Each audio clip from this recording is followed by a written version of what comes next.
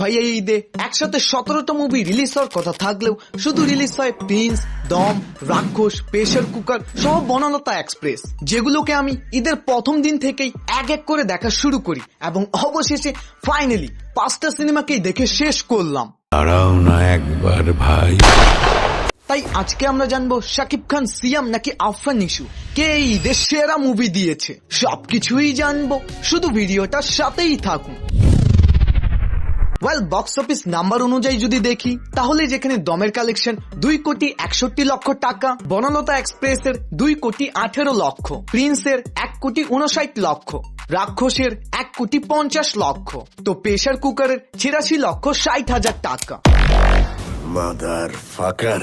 আর ভাই 2026 সালই হলো এমন একটা ঈদ যে ঈদে ঢালিউড ইন্ডাস্ট্রি নিজের সর্বোচ্চ আয় করেছে, আনুমানিক মোট 9 কোটি, যে রিপোর্টটাও কিন্তু কয়েকদিন আগের। আর হ্যাঁ, এটা কিন্তু অনলি মাল্টিপ্লেক্স গ্রস কালেকশন। মানে ভাই আমরা যে বলি না যে বাংলা দর্শকরা বাংলা সিনেমাকেই সাপোর্ট করে না, ওয়েল এটা পুরোপুরি ভুল। বাংলাতেও যদি ভালো ভালো গল্পের সিনেমা তৈরি হয় তাহলে বাংলা দর্শকরা অবশ্যই ওগুলো দেখে উপভোগ করবে। মুসলমান কা বাচ্চা গুলি করো। Don't fucking shoot!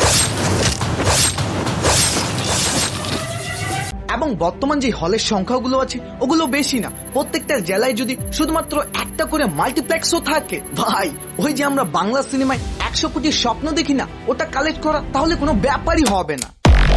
তবে প্রবলেম হলো আমাদের কাছে না ঠিকঠাক মতো হল আছে, আবার না ঠিকঠাক মতো ভালো কোনো পরিচালক আছে, থাকলেও শুধুমাত্র কয়েকটা।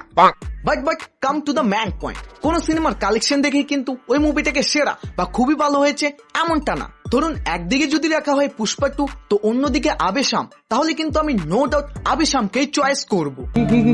আর এই সেম জিনিসটাই কিন্তু ঘটে ন্যাশনাল অ্যাওয়ার্ড, অস্কার আরো নানা রকম যেগুলো ফিল্ম ফেয়ার অ্যাওয়ার্ড আছে ওগুলোতে। भाई आपका नॉलेज तो कमाल का है भाई का। মূলত তারা সিনেমার বাম্পার কালেকশন দেখে না, সিনেমার গল্প ভালো হতে হবে এবং লিড অ্যাক্টরের অভিনয় কেমন। তাই আজকের এই ভিডিওতে আমরা এই 5টা সিনেমাকে 3 ভাগে ভাগ করে পয়েন্ট দিব: acting, collection and audience response. যেই পয়েন্ট গুলোকে আমরা টোটাল করলে বুঝতে পারবো যে এই ঈদে আসলে কোন সিনেমাটা বেস্ট। প্রথমেই অভিনয়। প্রিন্স সিনেমাটা যেমনই হোক না কেন, শাকিব খান কিন্তু নিজের তরফ থেকে বেস্টের থেকে বেস্ট পারফরমেন্স দিয়েছে, তাই 10-এর মধ্যে আমি তাকে 10ই দিব। দম, সবাই এই মুভিতে সিনেমাটোগ্রাফি এন্ড কালার গ্রেডিং নিয়ে কথা বললেও আফরান নিশু কিন্তু অভিনয়ে নিজের বেস্ট দিয়েছে, তাই 10-এর মধ্যে আমিও তাকে 10ই দিব। রাক্ষস, এই সিনেমাটা নিয়ে ভাই আমি একটু কনফিউজ, মানে এটা এমন একটা সিনেমা যেটাকে আমি না খারাপও বলতে পারতেছি আবার না বেশি ভালো বলতে পারতেছি। কিন্তু হ্যাঁ, সিয়াম বলা চলে তার আগের যত সব ফিল্মোগ্রাফিতে মুভি ছিল ওগুলোর থেকে রাক্ষসে ফাটিয়ে দিয়েছে, তাই 10-এর মধ্যে আমি তাকে 5 দিব। বনলতা এক্সপ্রেস, ভাই আগের ঈদে যেমন উৎসব কাঁপিয়েছিল, সেম এই ঈদে বনলতা এক্সপ্রেস কাঁপাচ্ছে। সিনেমায় ডজন দরিকা অভিনেতা, তাই কার প্রশংসা করব আর কার বাদ দিব, তাই 10-এর মধ্যে আমি এটাকে অ্যারাউন্ড 8 দিতে পারি। Pressure cooker, it's not a Bangladesh film, it's look like a also Malayalam industry film. I mean Raihan Rafi, সে যাকে মন তাকে নিয়ে সিনেমা বানাক না কেন, হিট মেশিন মানে হিট বের হবেই। বাট অভিনয়ের দিক দিয়ে আমি 10-এর মধ্যে এটাকে 7 দিব। অডিয়েন্স রেসপন্স, মানে দর্শকরা এই সিনেমাটা দেখে ঠিক মতো এনজয় এন্ড উপভোগ করতে পেরেছি কিনা। প্রিন্স সিনেমাটার খুবই নেগেটিভ রেসপন্স, কারণ পরিচালক বানিয়েছে এটাকে এমন ভাবে, তাই 10-এর মধ্যে আমি এটাকে 5 দিব। দম, এই সিনেমাটি আবার ভালোই রেসপন্স পাচ্ছে, তাই 10-এর মধ্যে আমি 8 দিব। বনলতা এক্সপ্রেস, ভাই এই সিনেমাটার অডিয়েন্স রেসপন্স তো ক্রেজি। আমি ভেবেছিলাম হয়তো আমার থিয়েটারে দর্শকরা মুভিটা দেখে এত বেশি এনজয় করতেছে, বাট তারপর ফেসবুকে ঢুকে দেখি দর্শকরা রিয়েলি এই সিনেমাটাকে দেখে এনজয় করতেছে। আই মিন কোন একটা ডায়লগ আসলেই দর্শকরা হেসে দিচ্ছে, তাই 10-এর মধ্যে আমি এটাকে 10ই দিব। রাক্ষস, এই সিনেমাটার প্রশংসা যত বেশি তো তার থেকেও বেশি বলতেছে মানুষ কপি, তাই 10-এর মধ্যে আমি এটাকে 4 দিব। প্রেসার কুকার, দর্শকরা বলা চলে এটাকে ঠিকঠাক রেসপন্স দিচ্ছে, তাই 10-এর মধ্যে আমি 7 দিব। Last collection. দম সবার আগে আছে, তাই 10-এর মধ্যে তাকে 10 দিব।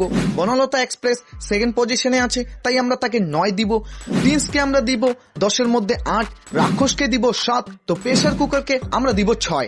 বাকি ভাই, আমি যে এখন এই ভিডিওটা তৈরি করতেছি, এই সব পয়েন্টগুলোকে একসাথে টোটাল করলে কোন সিনেমা যে প্রথম স্থান দখল করবে ওটা আমি নিজেও জানি না। তবে আমার নিজের যেটা ভিতর থেকে ফিল আসছে যে হ্যাঁ, এই সিনেমাটাকে এত পয়েন্ট দেওয়ার দরকার বা এটা এমন হয়েছে।